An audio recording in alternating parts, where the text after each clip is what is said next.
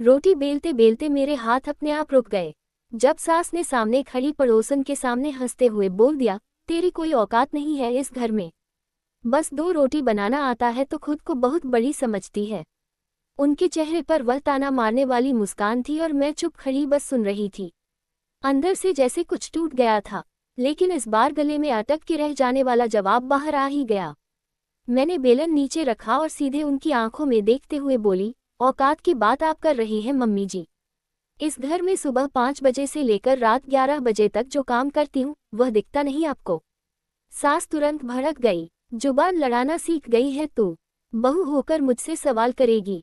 तभी पति भी हॉल में आ गया और बिना कुछ समझे बस मुझे ही घूरते हुए बोला, माँ से ऐसे बात करते हैं क्या? पूरी भी समझ नहीं है? बस वही पल था जब मुझे समझ आ गया कि यहाँ मेरी बात सुनने वाला कोई नहीं है। मैंने शांत आवाज में कहा, ठीक है, आज के बाद मैं कुछ नहीं बोलूंगी, लेकिन आज जो आपने बोला है वह मैं भूलूंगी नहीं कभी। सास ने फिर ताना मारा, डराने की कोशिश मत कर, तेरी जैसी बहुत देखी है। मैं चुप हो गई, पर इस बार वह वाली चुप भी नहीं थी जो रोज सह लेती थी। इस बार अंदर ही अंदर मैंने उसी वक्त एक फैसला ले लिया था, जो इस घर का माहौल बदलने वाला था। उस दिन के बाद मैंने सच में कुछ नहीं बोला, लेकिन सब कुछ बदल दिया। सुबह उठी तो पहले की तरह भाग भाग कर सबका काम नहीं किया, बस अपना काम किया और चुपचाप एक कोने में बैठ गई। सास बार बार आवाज देती रहे, चाय बनी कि नहीं? मैंने सीधा जवाब दिया, आपको जो चाहिए खुद ले लीजिए मम्मी जी, मैं अब बस अपना काम करूंगी। उनका चेहरा वहीं उतर गया, बहुत जल्दी रंग दिखा दिया तूने। मैं कुछ नहीं बोली, बस उठकर अपने कमरे में चली गई। दोपहर तक घर का माहौल गर्म हो चुका था। पति ऑफिस से फोन पर ही शुरू हो गया, माँ बोल रही है तूने काम करना बंद कर दिया है। मैंने पहली बार बिना डर के कहा, हाँ जो मेरा है वही करूंगी, नौकरानी नहीं हूं मैं। वह गुस्से में बोला, ज्यादा उड़ मत, यही रहना है तुझे। मैंने शांत आवाज में कहा, रहना है या नहीं यह मैं तय करूंगी। अब कुछ सेकंड के लिए होन के उस तरफ सन्नाटा हो गया। शाम को जब वह घर आया तो सीधा मुझ पर चढ़ गया, माँ से माफी मांग और सब ठीक कर। मैंने उसकी आंखों में देखते हुए कहा, माफी मैं तब मांगती जब गलती मेरी होती, लेकिन आज नहीं। सास भी वही खड़ी थी, तुरंत बोली, देख लिया अपनी बीवी का असली रंग, आज जवाब दे रही है, कल सर पर चढ़ जाएगी। मैंने पहली बार खुलकर कहा, आज तक आपने ही सर पर चढ़कर रखा था, अब मैं बस अपने पैर पर खड़ी हो रही हूँ। घर में खामोशी छा गई, लेकिन वह खामोशी तूफान से पहले आने वाली थी और मैं अंदर ही अंदर अपने अगले कदम के लिए पूरी तरह तैयार हो चुकी थी, क्योंकि अब बात सिर्फ जवाब देने की नहीं थी, इस घर में अपनी जगह तय करने की थी। उस रात मैंने किसी से एक शब्द भी नहीं बोला, लेकिन पहली बार अपने लिए सोचना शुरू किया। सुबह उठी तो ना सास को जगाया ना किचन में भागी, सीधे अलमारी खोली, अपने कपड़े निकाले और बैग में रखने लगे। सास दरवाजे पर आकर खड़ी हो गई, क्या ड्रामा कर रही है सुबह सुबह? मैंने बिना उनकी तरफ देखे कहा, ड्रामा नहीं है मम्मी जी, बस अब अपने हिसाब से जीने की तैयारी है। वह हंसते हुए बोली, 2 दिन में अगले ठिकाने आ जाएगी तेरी, बाहर की दुनिया इतनी आसान नहीं है।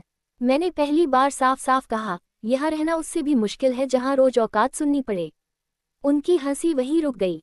तभी पति भी उठकर आ गया, मेरी पैकिंग देखकर चिढ़ गया, कहीं नहीं जाएगी तू, समझी, ये घर है तेरा। मैंने बैग की चैन बंद की और उसकी तरफ देखकर बोली, घर होता तो इज्जत भी होती, यहाँ तो बस सहना पड़ता है। वो गुस्से में मेरा हाथ पकड़ने आया, बहुत नाटक हो गया तेरा, नीचे रख ये बैग। मैंने हाथ छुड़ाते हुए कहा, आज के बाद मुझ पर हाथ मत लगाना, अब मैं वह वाली नहीं हूँ जो चुप रहती थी। सास बीच में बोल पड़ी, जा रही है तो चली जा, दरवाजा खुला है लेकिन वापस आने की सोचना भी मत। मैं कुछ सेकंड के लिए रुकी, उनकी आंखों में देखा और बोली, वापस आने के लिए जाती नहीं हूँ मैं, बस एक बार निकलती हूँ। घर में एक बार फिर से अजीब सा सन्नाटा छा गया। बची पहली बार थोड़ा धीमा पड़ा, अकेले कहाँ जाएगी? मैंने दरवाजे की तरफ बढ़ते हुए कहा, जहाँ इज्जत मिलेगी वही मेरा घर होगा। और उस पल मुझे खुद से पहली बार डर से ज्यादा भरोसा हुआ खुद पर, क्योंकि अब वह होने वाला था, वह सिर्फ मेरे फैसले का नतीजा था और मैं पीछे मुड़ने वाली नहीं थी। दरवाजे तक पहुंची तो पीछे से आवाज आई, एक कदम बाहर रख के दिखा। मैं रुकी नहीं, चप्पल पहनी और बिना मुड़े बाहर निकल गई। दिल जोर से धड़क रहा था, हाथ कांप रहे थे, लेकिन इस बार कदम नहीं डगमगाए। गली के मोड़ तक पहुंची ही थी कि फोन बजा, पति का कॉल था। पहली बार मैंने उठाया नहीं, मैंने सीधे अपनी सहेली के घर पहुंची। दरवाजा खुलते ही उसने मेरा चेहरा देखा और बिना कुछ पूछे अंदर बिठा लिया। उस दिन पहली बार किसी ने मुझसे यह नहीं पूछा कि तूने क्या किया, बस इतना कहा, अब आगे क्या करेगी और कैसे करेगी, और वही सवाल मेरे अंदर ताकत बन गया। अगले ही दिन मैंने पास के एक स्कूल में काम के लिए बात की। पहले छोटे से काम से शुरुआत की, फिर धीरे धीरे अपने पैरों पर खड़ी होने लगी। उधर घर में सन्नाटा पड़ गया था। सास को समझ आने लगा कि जिसको वह औकात याद दिलाती थी वही घर संभाल रही थी। पति के कॉल मैसेज आने लगे, वापस आ जाओ, सब ठीक कर लेंगे। लेकिन अब मैं वही लड़की नहीं थी जो हर बार झुक जाती थी, जो हर बार हार मान लेती थी। एक दिन मैंने खुद फोन किया और साफ शब्दों में कहा, वापस आऊंगी लेकिन बहू बनकर नहीं, इंसान बनकर। जहां इज्जत मिलेगी वहीं रहूंगी। अगर वही घर बनाना है तो नियम बदलेंगे, वरना मैं यही ठीक हूँ। कुछ सेकंड खामोशी रहे, फिर उसने धीमे से कहा, ठीक है, जैसे तुम चाहो। मैं मुस्कुराए और फोन रख दिया। उस दिन पहली बार मुझे एहसास हुआ कि औकात कोई देता नहीं है, खुद बनानी पड़ती है। अगर कहानी दिन को छू गई हो तो लाइक, शेयर और सब्सक्राइब जरूर करें। धन्यवाद।